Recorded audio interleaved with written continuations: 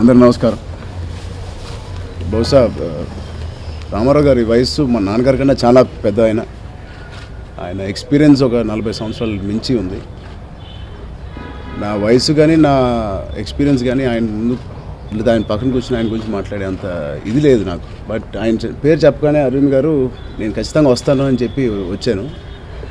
కేవలం ఆయన ఒక ఇన్స్పైరింగ్ పర్సనాలిటీ మా నాన్నగారి గురించి ఇలా రాయడం అనేది నిజంగా మా ఫ్యాన్స్ అందరూ తిరిగి వినయ్ గారు చెప్పినట్టు ఆ రోజులు కానీ అవన్నీ గుర్తు తెచ్చుకుంటారు.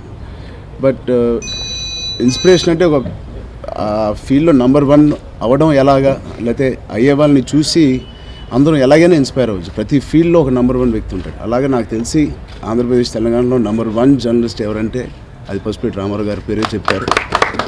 అది నేను ఎప్పుడో చిన్నప్పుడు మెడ్రాస్ నుంచి హైదరాబాద్కి వచ్చిన తర్వాత ఫస్ట్ పేర్లు అసలు జర్నలిస్టుల పేర్లు వినేటప్పుడు ప్రభు గారిది, దాని తర్వాత నా ఊహ వచ్చిన తర్వాత ప్రభు గారిది, సురేష్, దాని తర్వాత రామారావు గారి పేర్లే విన్నాను. అండ్ వాళ్ళిద్దరూ మాట్లాడే వ్యక్తి రామారావు గారి గురించి. సో ఆయన ఫీల్డ్లో నెంబర్ 1 ఎలా అయ్యారనేది వాళ్ళ అరవింద్ గారు చెప్పినట్టు కనిపిస్తుంది. వాళ్ళ అందరు జర్నలిస్టులు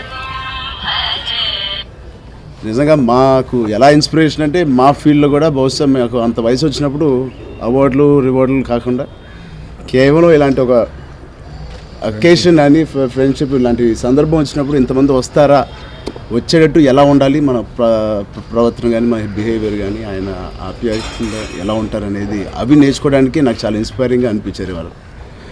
సో రామారావు గారు ఇవాళ మీరు నాన్నగారి గురించి మళ్ళీ రాయడం అనేది మొన్న ఆ ఫంక్షన్ కూడా నేను వచ్చాను అండ్ నాగేశ్వర గారితో చేశారు. ఇవాళ మళ్ళీ బ్యూటిఫుల్గా ఉన్నాయండి పిక్చర్స్ అన్నీ.